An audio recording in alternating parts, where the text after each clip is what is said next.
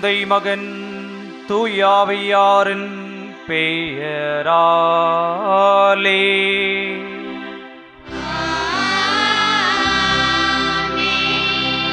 நம் ஆண்டவராகிய இயேசு கிறிஸ்துவின் அருளும் கடவுளின் அன்பும் தூய ஆவியார் நட்புறவும் உங்கள் அனைவரோடும் இருப்பதாக.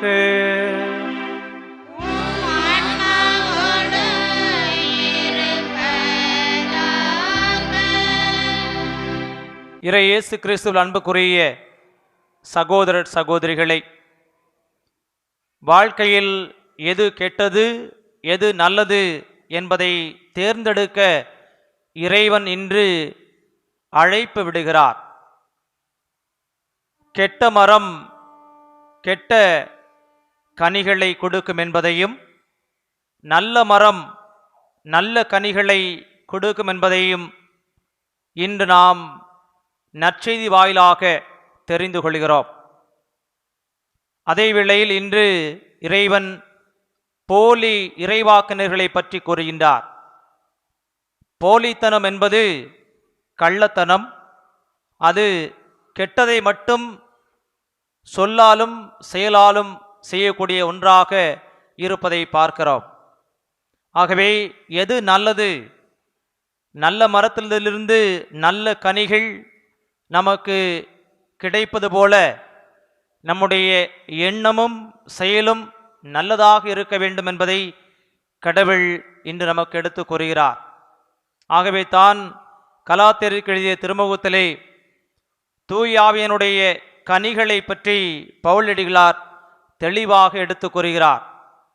இந்த கனிகள் அன்பு, மகிழ்ச்சி, பொறுமை, நன்னயம், பரிவு என்றெல்லாம் இறைவன் தூய பவுலடிகளார் வழியாக நமக்கு கற்றுத்தருகிறார். ஆகவே நல்ல மனிதர்களாக நல்ல பண்புகளை ஏற்றுக்கொண்டு நல்ல கனி தருவர்களாக வாழ இந்த திருப்பலியில் சிறப்பாக ஜெபிப்போம்.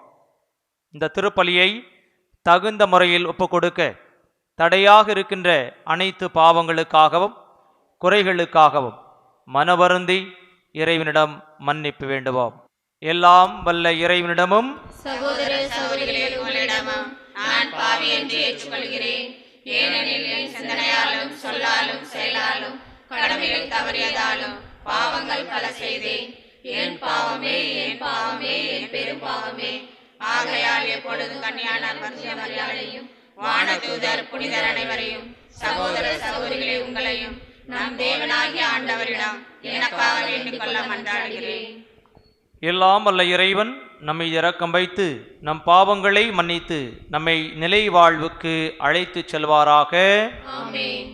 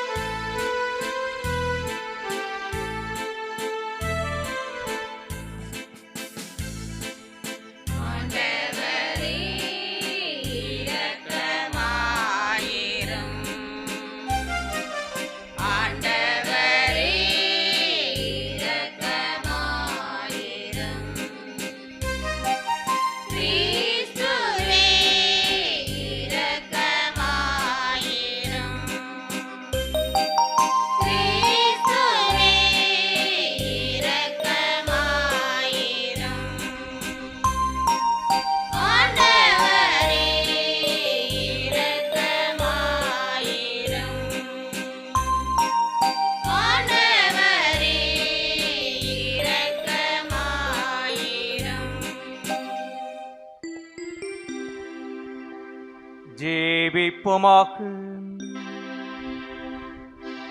என்றென்று வாழும் இல்லாமல்ல இறைவா, உம்மையே நம்பி உம்முடைய அன்பில் நிலைத்திருப்பவர்களை நீர் என்றும் கைவிடுவதில்லை. இவ்வாறு நாங்கள் உமது திருப்பெயரை எக்காலத்திலும் போற்றவும் உம்மை அன்பு செய்யவும் எங்களுக்கு அருள்வீராக. உம்மோடு தூயாவியாரின் ஒன்றிப்பில் இறைவனாய் என்றென்று வாழ்ந்து ஆட்சி செய்கின்ற எங்கள் ஆண்டவரும் உமது திருமகனுமாகிய இயேசு கிறிஸ்து வழியாக உம்மை மன்றாடுகின்றோம்.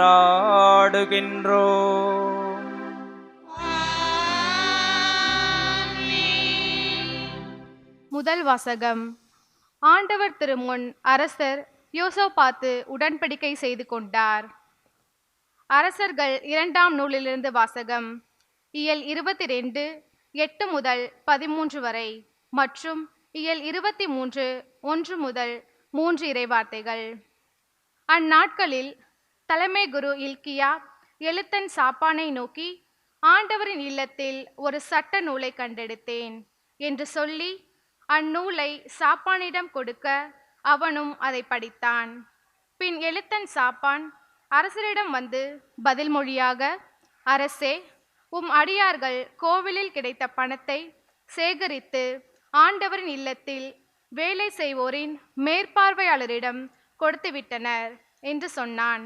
மேலும் அவன் அரசரிடம், குரு இல்கியா என்னிடம் ஒரு நூலை கொடுத்துள்ளார் என்று கூறி அரசர் முன்னிலையில் அதை படித்து காட்டினான்.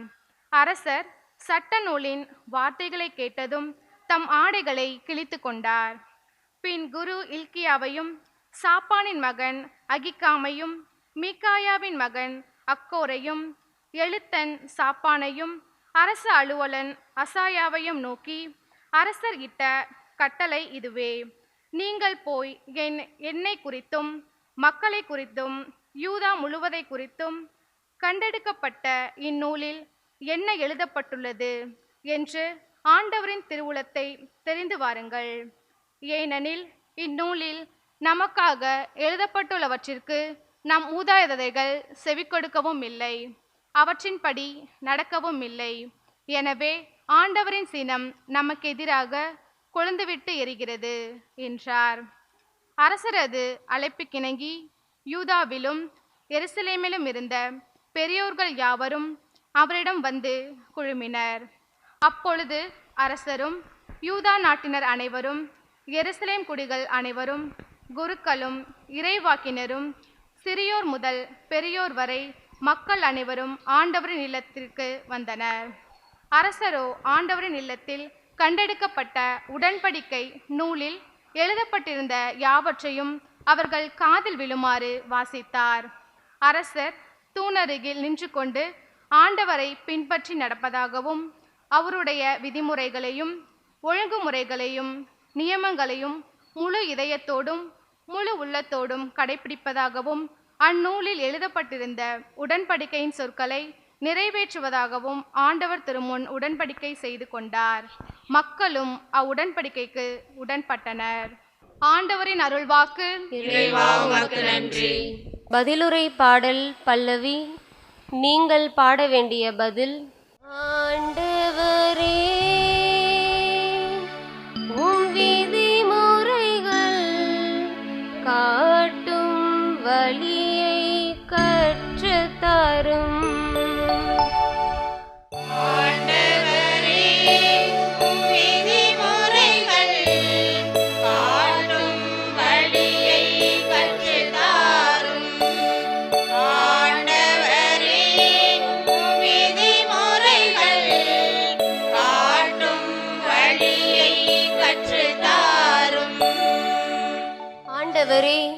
உம் விதிமுறைகள் காட்டும் வழியை எனக்கு கற்றுத்தாரும். நான் அவற்றை இறுதி வரை கடைபிடிப்பேன்.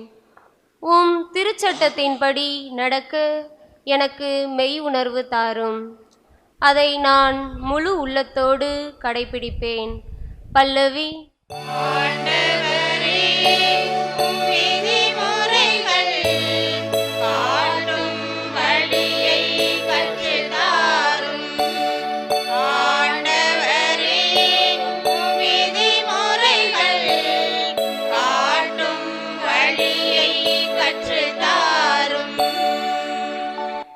கட்டளைகள் காட்டும் நெறியில் என்னை நடத்தும்.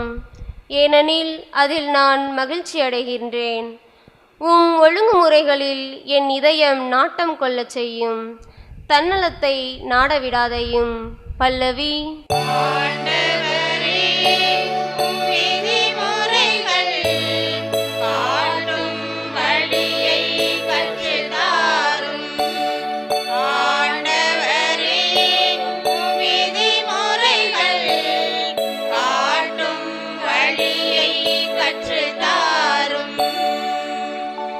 தீமையானவற்றை நான் பாராதபடி என் கண்களை திருப்பிவிடும்.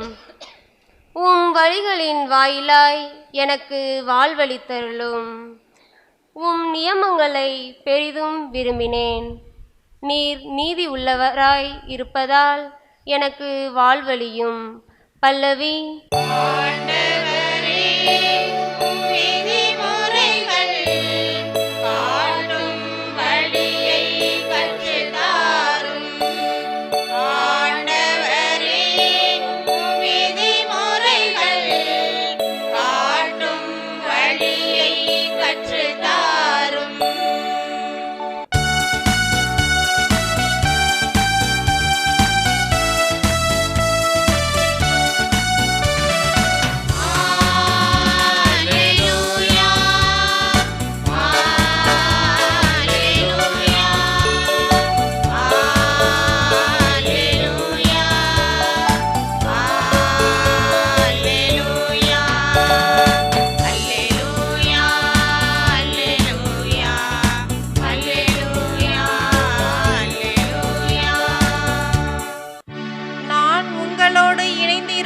போல நீங்களும் என்னோடு இணைந்து இருங்கள்.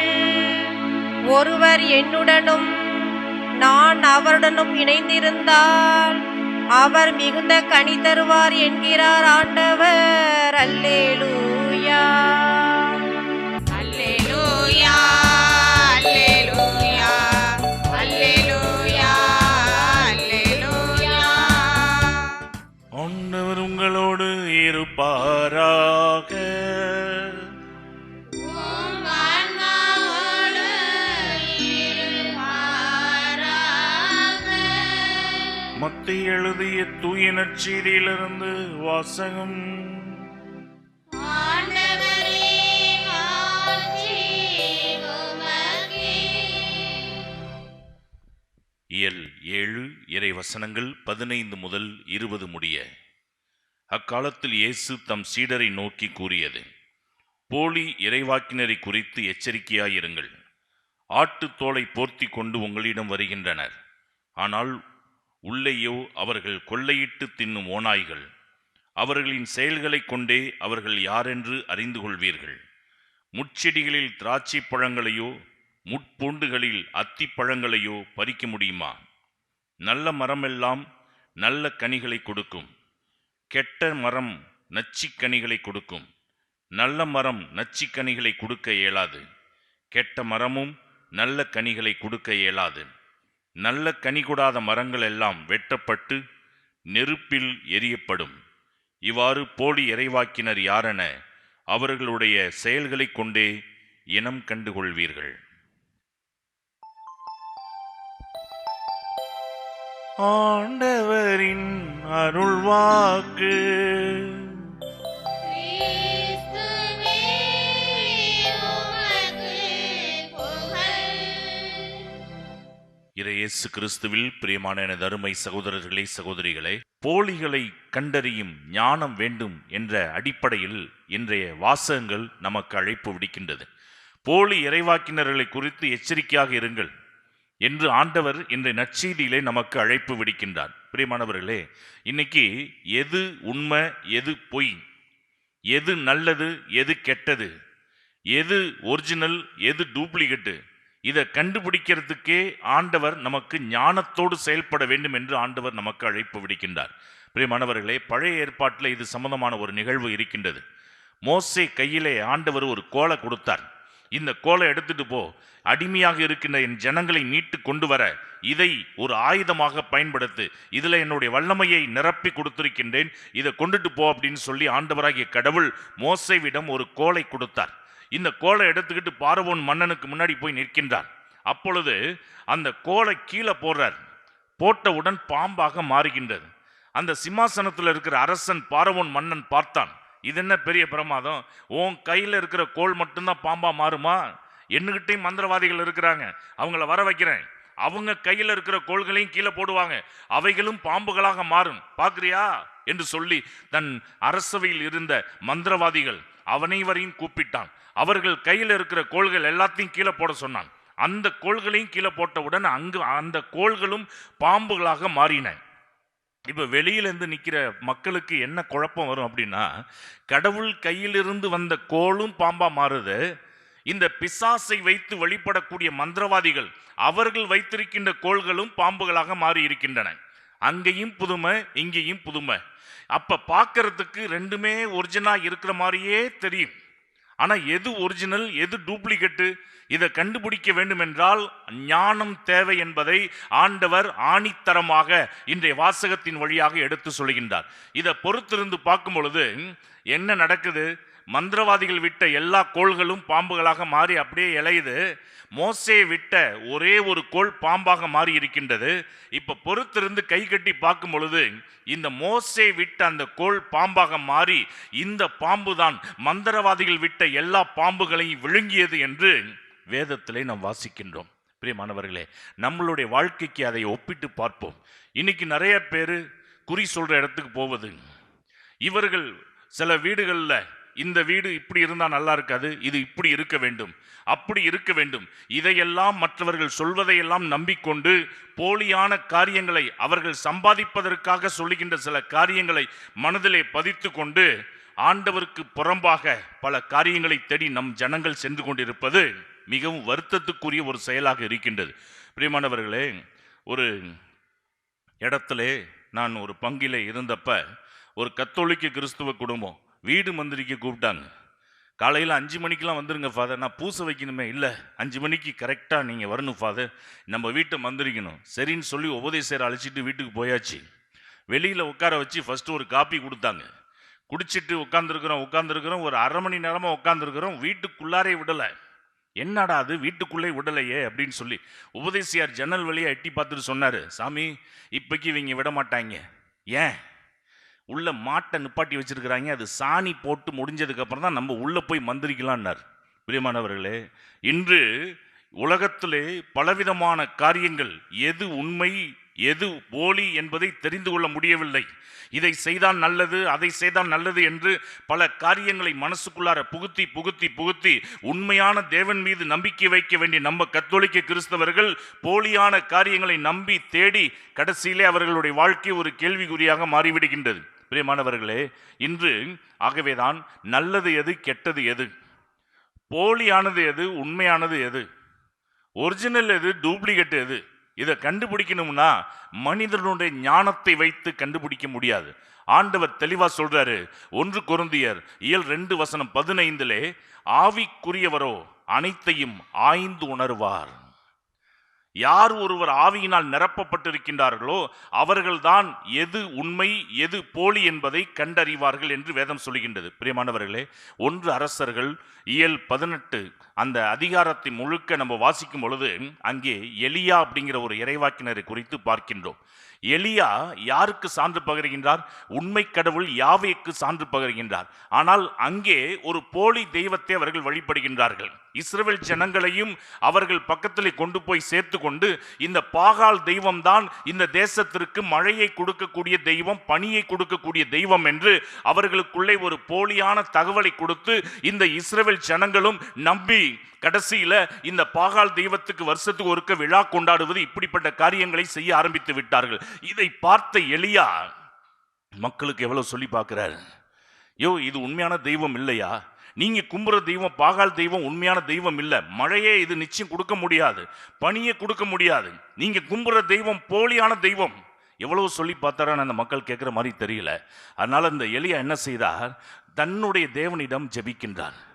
யாவே கடவுளை நோக்கி ஜெபிக்கின்றார். ஆண்டவரே, இவங்களுக்கு வருஷா வருஷம் மழை பெய்யறதுனால தானே, பனி பெய்யறதுனால தானே இந்த போலி தெய்வமாகிய பாகால் தான் கொடுக்கிறது இந்த மக்கள் நம்புறாங்க. கொஞ்ச நாளைக்கு மழையே இல்லாம நீங்க பண்ணுங்க. இந்த பண்ணுனது யாருங்கிறத அவர்கள் நினைச்சு பார்க்கணும். பாகால் தெய்வத்தை தானே நாங்கள் வழிபடுறோம், இந்த தெய்வம் ஏன் எங்களை கைவிட்டு விட்டது, அப்ப இது உண்மை தெய்வம் இல்லையா என்று அவர்கள் யோசித்து உங்க பக்கத்துல வர்றதுக்கு இந்த மழையை நிப்பாட்டுங்கன்னு சொல்லி இந்த எலியா இறைவாக்கினர் ஜெபிக்கிறப்ப 3 ஆண்டுகள் அந்த தேசத்திலே மழையை ஆண்டவர் நிப்பாட்டி இந்த உண்மை தேவன் யாவை என்பதை இஸ்ரவேல் ஜனங்களை உணர செய்கின்றார் என்று வேதத்திலே நாம் வாசிக்கின்றோம். பிரியமானவர்களே, அதே நேரத்திலே இந்த எலியா இன்னொரு காரியத்தையும் அங்கே செய்கின்றார். ஏன்னா இப்ப மக்களுக்கு ப்ரூவ் பண்ணி காண்பிக்க வேண்டும் யார் ஒரிஜினல் யார் டூப்ளிகேட். 450 போலி இறைவாக்கினர்கள் எங்க பாகால் தெய்வம் தான் உண்மையானதுன்னு சொல்றாங்க.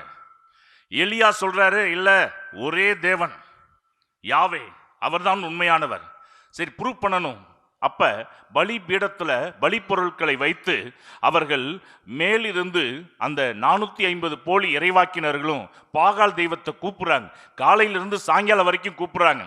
பாகால் தெய்வமே, இத்தனை நாளா உங்களுக்கு வழிபாடு செலுத்தியிருக்கின்றோமே, வாங்க இந்த பலி பொருட்களை எரிங்க. ஆனால் காலையிலிருந்து சாயங்காலம் வரைக்கும் கத்தி கத்தி தொண்டை தண்ணி தான் போனிச்ச ஒழிய அந்த பாகால் தெய்வம் செவி கொடுக்கவில்லை. டயர்டாயிட்டாங்க. இந்த எலியா ஒரு இடத்துல உட்கார்ந்து சொல்றாரு, உங்க தெய்வத்துக்கு ஒருவேளை காது கேட்காது, இன்னும் சத்தமா கத்துங்க. ஆனா மேலிருந்து எந்த குரலும் கேட்கவில்லை. மேலிருந்து எந்த நெருப்பும் வந்து அவர்கள் வைத்திருக்கின்ற பலிப்பொருளை எரிக்கல. இப்ப அவர்கள் டயர்டாகி ஒத்துக்கொண்டுட்டாங்க. போதுண்டா சாமி அப்படின்னு சொல்லி எல்லாம் உட்கார்ந்துட்டாங்க. ஆனால் இந்த எலியா இறைவாக்கின அந்த பலிபீடத்தை செப்பனிட்டு பலிப்பொருட்களை அடுக்கி இவர் தன் யாவே கடவுளை நோக்கி ஜெபிக்கின்றார். அப்பொழுது மேலிருந்து நெருப்பை வரச் செய்து அந்த பலிப்பொருட்களை எரித்தவுடன் இதை பார்த்த இஸ்ரவேல் ஜனங்கள் உணர்ந்து கொண்டார்கள். ஆகா, இதுவரைக்கும் டூப்ளிகேட்டான ஒரு கடவுளை நோக்கில நம்ம போயிருக்கிறோம். பொய்யான ஒரு கடவுள்கிட்ட நம்ம வழிபாடு செலுத்தியிருக்கிறோம். உண்மை தேவன் யாவே, இதன் வழியாக அந்த ஜனங்கள் உணர்ந்து கொண்டார்கள். இறை இயேசுவில் பிரியமானவர்களே, ஏசாயா இயல் 45:3 பார்க்கின்றோம். இருளில் மறைத்து வைத்த கருவூலங்களையும் மறைவிடங்களில் ஒளித்து வைத்த புதையல்களையும் உனக்கு நான் தருவேன் என்று வேதம் சொல்லுகின்றது. பிரியமானவர்களே, அதே போல மூன்றாவதாக ஒரு நபரை பார்க்கின்றோம். தானியேல். தரியராஜா 30 நாட்கள் அவன் கூட இருக்கிற ஆட்கள் எல்லாம் சொல்கின்றார்கள், அரசே, உம்மை தவிர வேறு யாரையும் வணங்கக்கூடாதுன்னு நாட்டில் ஒரு ரூல் போடுங்க. யார் வணங்கினார் பார்ப்போம். அப்படி வணங்குகின்றவர்களை சிங்க கெபிக்குள்ளே போட வேண்டும். பிரியமானவர்களே, இது அவர் கட்டளையாக பிறப்பிக்கப்பட்டு சைன் பண்ணி கொடுத்துட்டார். எல்லார் கையிலையும் அந்த அரசன் கொடுத்த கட்டளை தவழ்கின்றது. தானியேலுக்கும் கிடைக்கின்றது. ஆனால் அது கிடைத்தவுடன் அவர் என்ன செய்தார்? ஷாக் ஆகல.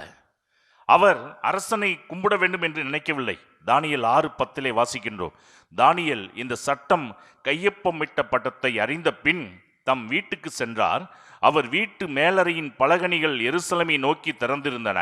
தமது வழக்கப்படி நாள்தோறும் 3 வேளையும் தம் கடவுளுக்கு முன்பாக முழந்தாள் இருந்து மன்றாடி அவருக்கு நன்றி செலுத்துவார். பிரியமானவர்களே, ஆக உண்மை தேவனுக்கு சாட்சிய வாழ்க்கை வாழ்ந்தவர் இந்த தானியேல் என்று பார்க்கின்றோம். பிரியமானவர்களே, நம்மளை சுற்றி எத்தனையோ போலியான காரியங்கள். இன்னைக்கு யூடியூப்பை ஓப்பன் பண்ணோம்னாக்கா அதில் முக்காவாசி செய்தி எல்லாம் பொய்யான செய்தியை தான் மக்கள் பார்க்கின்றார்கள். சப்ஸ்கிரைபர்ஸ் அதிகமாவதற்கு ஏதோ ஒரு வதந்தியை பரப்பி விடுவது, ஒருத்தவங்க பேரை தவறாக பரப்பி எல்லாவற்றையும் கெடுப்பது, இதை பார்த்து பார்த்து பார்த்து நம்ம ஜனங்கள் பொய்யான ஒரு காரியங்களிலேயே தங்களை திளைத்துக் கொள்ளக்கூடிய ஒரு நிலைக்கு உந்தப்படுகின்றார்கள். பிரியமானவர்களே, இன்றைய முதல் வாசகத்திலே பார்க்கின்றோம். அந்த சட்ட நூல் அதிலே சொல்லப்பட்ட காரியங்களை அவர் அங்கே வாசிக்கும் பொழுது அந்த அரசர் பயபக்தியோடு கேட்டார். அவர் என்ன சொன்னார்?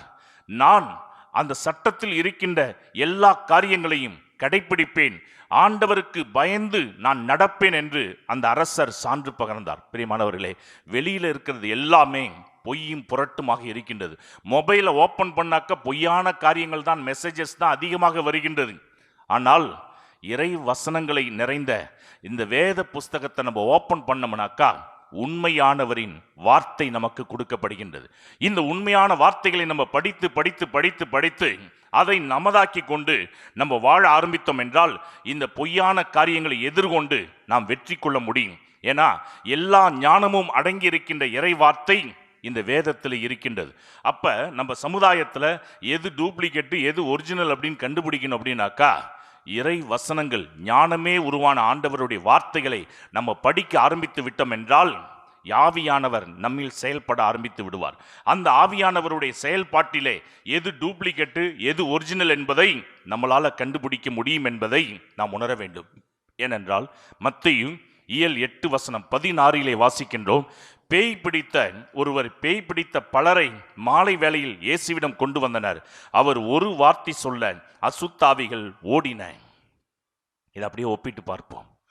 உண்மையானவர் இயேசு, பொய்க்கு அதிபதி சாத்தான்.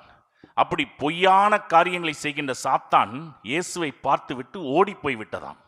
அப்ப வார்த்தையானவர் இயேசு இன்னைக்கு இறை வார்த்தையின் வழியாக இருக்கின்றார். இந்த வார்த்தையானவரை நம்ம படித்து நமதாக்கி கொள்ளும் பொழுது பொய்யான காரியங்கள் நம்ம கண்ணு முன்னாடி வந்துச்சுன்னா நிச்சயமாக அது ஓடிவிடும்.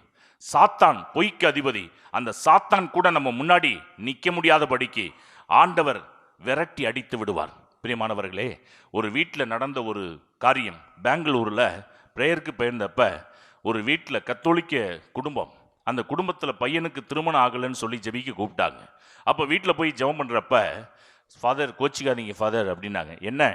இல்லை, நான் ஒரு கத்தோலிக்க குடும்பம், ஆனால் ஒரு சபையை சேர்ந்த ஒருவரை நான் அழைத்து வந்தேன் என் வீட்டில் ஜெபிக்கணும்னு சொல்லி. வீட்டுக்கு வந்தவுடன் ஜெபித்து விட்டு அவர் சொன்னார், உங்கள் பையனுக்கு திருமண தடை இருக்குது, இது நீங்கணும்னாக்கா உங்கள் பாத்ரூமில் ஒரு அண்டா நிறைய தண்ணியை பிடிங்கினார். தண்ணி பிடிச்சி வச்சோம், அதை மந்திரிக்கிறேன்னு மந்திரிச்சார். உங்கள் பையன்கிட்ட சொல்லி பரிகாரம், இந்த கப்பில் அந்த அண்டாவில் இருக்கிற தண்ணீரை மொந்து டெய்லி ஊற்ற சொல்லுங்கன்னாரு. அதே போல் என் பையன் 10 நாள் ஊற்றுனான். 11ஆவது நாள் கல்யாணம் ஆகும்னு பார்த்தாக்கா எந்த வரணும் எந்த பொண்ணு அமையல. மறுபடியும் அவருக்கு ஃபோன் பண்ணாக்கா இன்னொரு தடை இருக்கின்றது, அதை கிளியர் பண்ணுறதுக்கு ஒரு 10,000 ரூபா கொடுங்க, ஒரு ஆடு வாங்கி அதை பலி கொடுக்கணும்னாரு. அதையும் செஞ்சுருக்கிறாங்க. அடுத்த 10 நாளில் மறுபடியும் ஃபோனை போட்டால் அவர் இப்போ ஃபோனே எடுக்க மாட்டார் ஃபாதர் அப்படின்னு சொல்லி வருத்தப்பட்டாங்க. பிரியமானவர்களே, போலியான ஆட்கள் நம்மளுக்குள்ளே உலா வரைக்கொண்டு கொண்டிருக்கிறார்கள். ஆகவே உண்மை தேவனை நம்ப இனம் கண்டு கொண்டு ஜெபமாலை ஜெபிப்பது, திருப்பலியிலே பங்கெடுப்பது, நற்கரணை ஆண்டவரை உட்கொள்வது, இப்படியாக பாவ சிங்கித்தனம் செய்வது, இப்படியாக நம்மை ஆன்மீகத்தில் வளர்த்து கொள்ளும் பொழுது நம்ம யாரையும் தேடி போக தேவையில்லை. ஆண்டவரே நமக்கு எல்லா நன்மைகளையும் செய்து கொடுக்க வல்லவராக இருக்கின்றார். ஆகவே அந்த உண்மை தேவனுக்கு சாட்சிய வாழ்க்கை வாழ அருள் வேண்டி இந்த திருப்பலியில் ஜெபிப்போம். ஆமேன். அன்புமிக்க சகோதரர் சகோதரிகளை, ஆண்டவர் இந்நாள் வரை பல நன்மைகளை நம்முடைய மக்களுக்கும் திருச்சபைக்கும் கொடுத்து கொண்டிருக்கிறார். அதற்காக இறைவனுக்கு நன்றி கூறுவோம். தொடர்ந்து நம்முடைய திரு அவையையும் நாட்டையும் இறைவன் ஆசீர்வதிக்க நம்முடைய ஜெபங்களை உரித்தாக்கிக் கொள்வோம். வாழ்வின் ஊற்றே எம் இறைவா, திரு அவை வழிநடத்தும் பரிசுத்த திருத்தந்தை, ஆயர்கள், குருக்கள், கன்னியர்கள், நற்செய்தி பணியாளர்கள், பொது நிலையினர் அனைவருக்கும் உமது இறை வல்லமையும் இறை ஆற்றலும் தந்து சிறப்பாக இறை பணி செய்யும் ஒவ்வொருவருக்கும் உடல் உள்ள ஆன்மீக நலன்களையும் தந்தருள்ள இறைவா உம்மை மன்றாடுகிறோம்.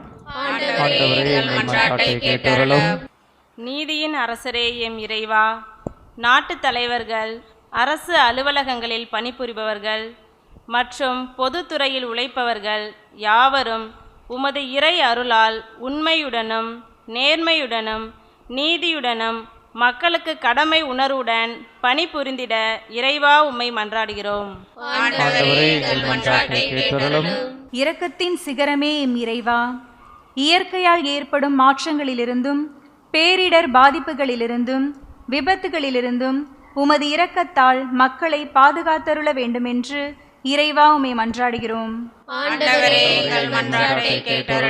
இஸ்ரேலை ஆசீர்வதிப்பதே ஆண்டவருக்கு பிரியம் என்று சொன்ன இறைவா, நாட்டில் தண்ணீர் பற்றாக்குறை, வறட்சி, வறுமை ஏற்படாத வண்ணம் நல்ல மழை பொழிந்து ஏரி, குளம், ஆறுகள் நிரம்பி வழிந்து விவசாயம் செழிக்கவும், மக்கள் பற்றாக்குறையிலிருந்து விடுதலை பெறவும், பொருளாதாரம் வளரவும் உமது இறை ஆசிரை தந்துள்ள வேண்டும் என்று இறைவா உம்மை மன்றாடுகிறோம்.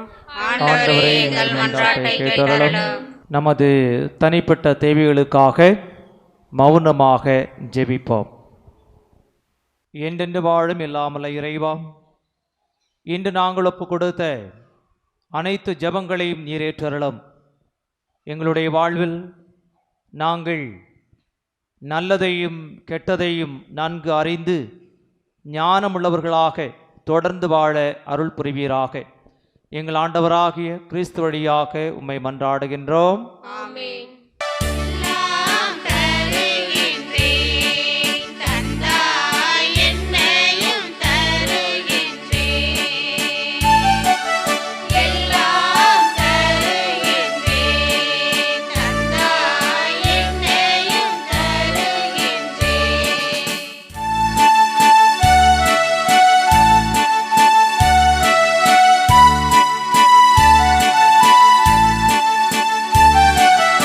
இயற்கை இந்த மலர்கள் பறித்தேன் தருவேன் உமக்கு காணிக்கை.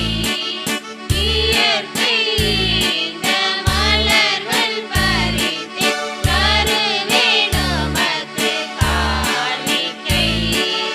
உழைப்பின் பயனாய் கிடைத்த பொருளை என்னோடு இணைந்து தருகின்றேன். என்னோடு இணைந்து தருகின்றேன். எல்லாம் தருகின்றேன் தந்தாய் என்னையும் தருகின்றேன். எல்லாம் தருகின்றேன் தந்தாய் என்னையும் தருகின்றேன். சகோதரர் சகோதரிகளே, என்னுடையது உங்களதுமான பலி எல்லாமல்ல தந்தையாகிய இறைவனுக்கு ஏற்றதாகும்படி மன்றாடுங்கள். ஆண்டவர் தமது பெயரின் புகழ்ச்சிக்காகவும் மாட்சிக்காகவும் நமது நன்மைக்காகவும் புனித திருவையின் நலனுக்காகவும் உமது கையிலிருந்து பலியை ஏற்றுக்கொள்வாராக. ஆண்டவரே, எங்களை உம்மோடு புறவாக்கும் இப்புகழ்ச்சி பலியை ஏற்றருளும். அதனால் நாங்கள் தூயராக்கப்பட்டு உம்மை மகிழ்விக்கும் எங்கள் மனங்களின் காணிக்கைகளை உமக்கு அளித்திட அருள்வீராக. எங்கள் ஆண்டவராகிய கிறிஸ்து வழியாக உம்மை மன்றாடுகின்றோம்.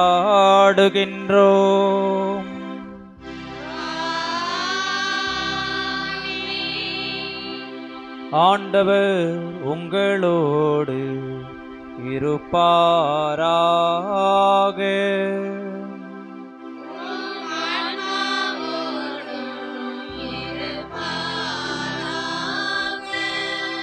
இதயங்களை மேலே எழுப்புங்கள்.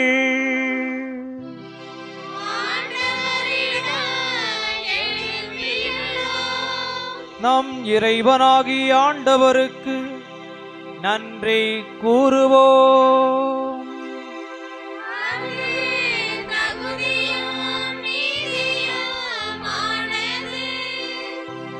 ஆண்டவரே, தூயவரான தந்தையே, என்றென்றுமுள்ள எல்லாம் வல்ல இறைவா,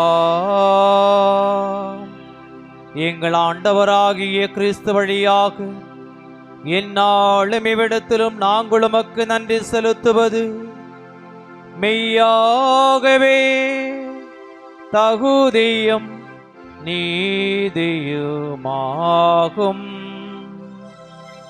எங்கள் கடமை மீட்புக்குரிய செயலுமாகும்.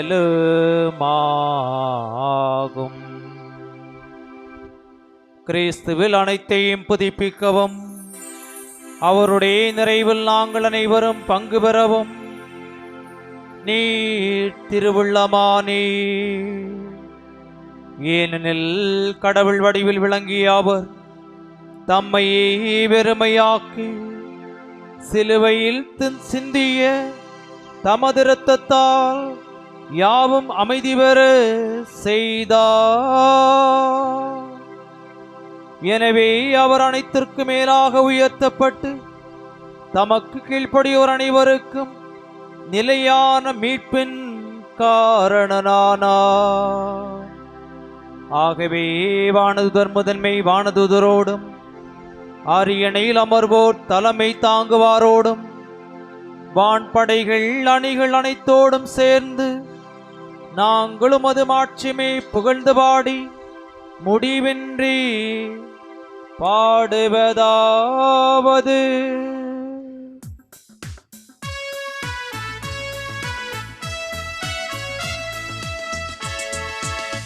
தூயவர் தூயவர் தூயவர் வான்படைகளின் கடவுளாம் ஆண்டவர். விண்ணகமும் மண்ணகமும் உமது மாட்சியால் நிறைந்துள்ளன. உன்னதங்களிலே ஓசானா, உன்னதங்களிலே ஓசானா. ஆண்டவர் பெயரால் வருகிறவர் ஆசி பெற்றவர். உன்னதங்களிலே ஓசானா, உன்னதங்களிலே ஓசானா. ஆண்டவரே, நீர் மெய்யாகவே தூயவர், தூய்மை அனைத்திற்கும் ஊற்று. ஆகவே உம்முடைய ஆவியை பொழிந்து இக்காணிக்கைகளை தூய்மைப்படுத்த உம்மை வேண்டுகின்றோம். இவ்வாறு எங்கள் ஆண்டவர் இயேசு கிறிஸ்துவின் உடலும் இரத்தவுமாக எங்களுக்கு இவை மாறுவனவாக. அவர் பாடுபட உளம் கனிந்து தம்மை கையளித்த போது அப்பத்தை எடுத்து நன்றி செலுத்தி அதை பிட்டு தம் சீடர்களுக்கு அளித்து கூறியதாவது: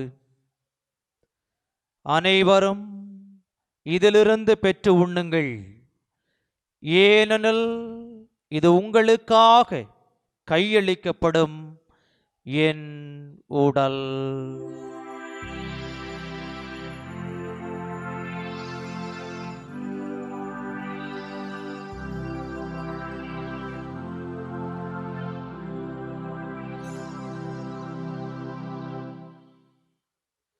அவ்வண்ணமே இரவு விருந்தை அருந்திய பின் கிண்ணத்தையும் எடுத்து மீண்டும் உமக்கு நன்றி கூறி தாம் சீடர்களுக்கு அளித்து அவர் கூறியதாவது: அனைவரும் இதிலிருந்து பெற்று பருகுங்கள், ஏனெனில் இது புதிய நிலையான உடன்படிக்கைக்குரிய என் இரத்தத்தின் கிண்ணம்.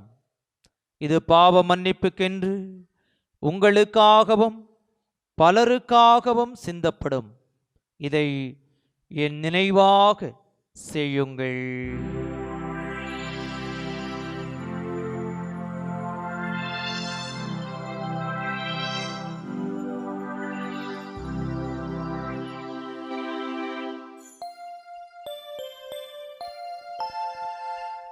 நம்பிக்கையின் மறைபொருள். ஆண்டவரே, நீர் வருமளவும் உமது இறப்பினை அறிக்கையிடுகின்றோம். உமது உயிர்ப்பினையும்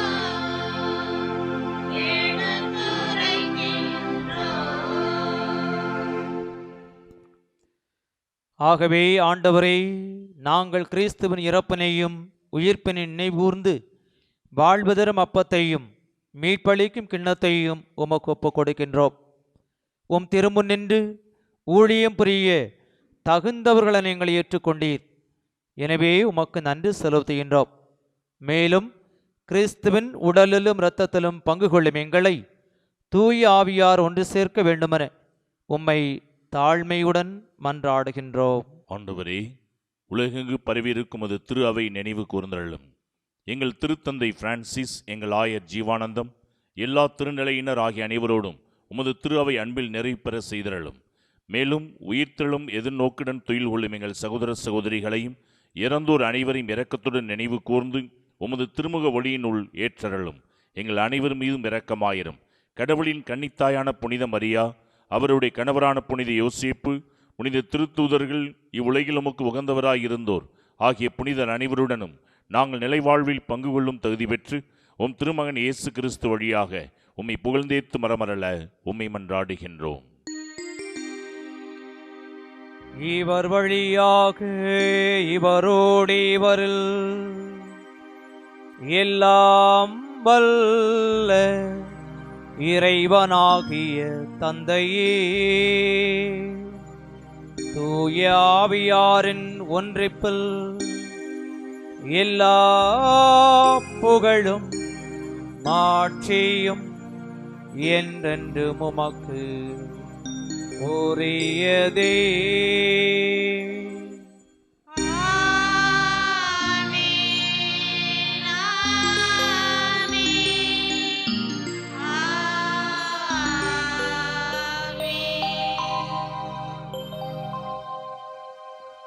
மீட்பரின் கட்டளையால் கற்பிக்கப்பட்டு இறை படிப்பினையால் பயிற்சி பெற்ற நாம் துணிந்து பாடுவோம்.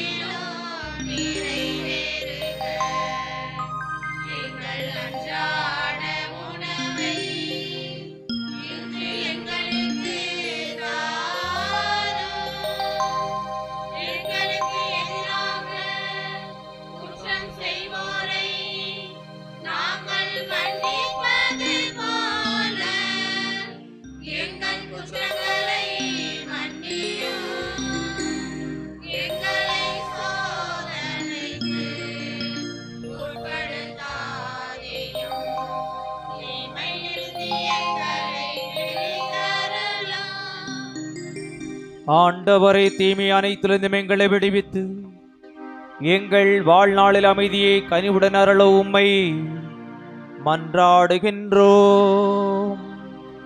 உமது இரக்கத்தின் உதவியால் நாங்கள் பாவத்திலிருந்து எப்போதும் விடுதலை பெற்று யாதொரு கலக்கவுமின்றி நலமாயிருப்போமாக. நாங்கள் எதிர்நோக்கியிருக்கும் பேரின்பத்திற்காகவும் என் மீட்பராகிய இயேசு கிறிஸ்துவின் வருகைக்காகவும் காத்திருக்கின்றோம்.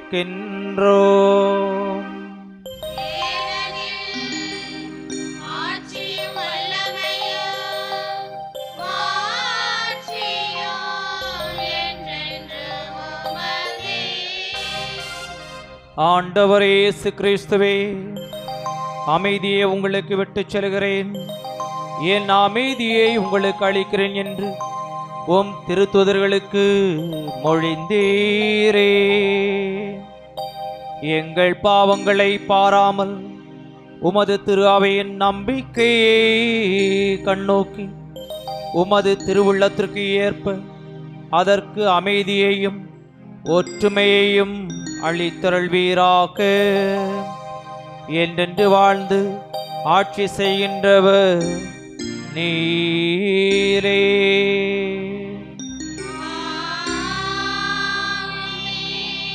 ஆண்டவருடைய அமைதி உங்களோடு என்றும் இருப்பதாக.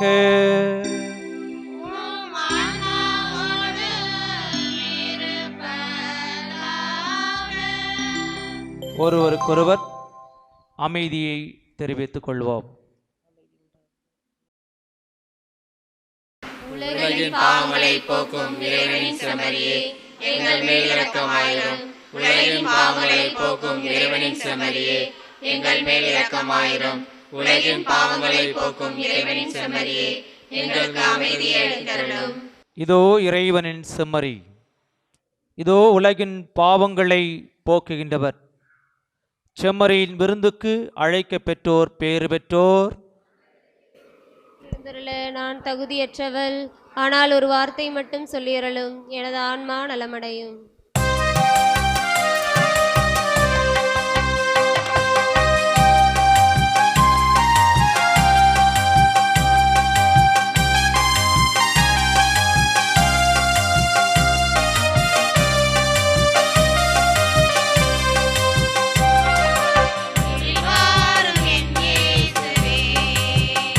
என்றும் உன்னோடு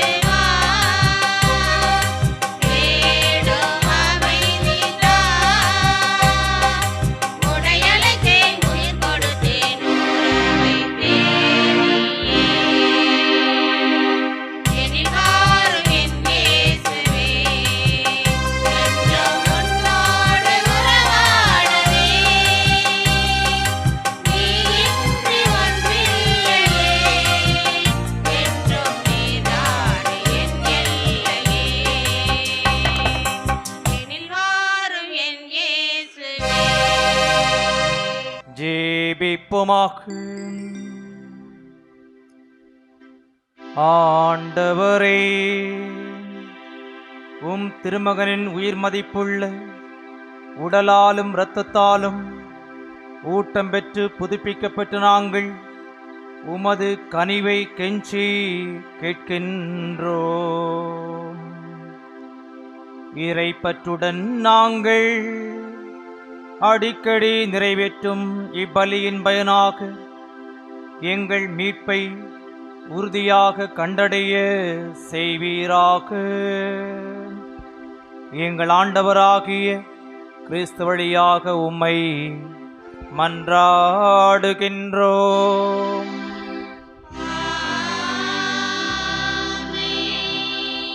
ஆண்டவர் உங்களோடு இருப்பாராக.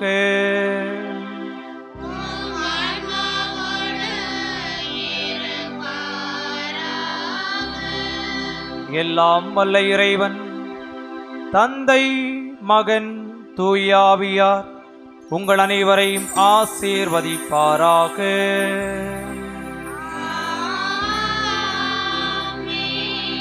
சென்று வாருங்கள், திருப்பலி நிறைவேறிற்று.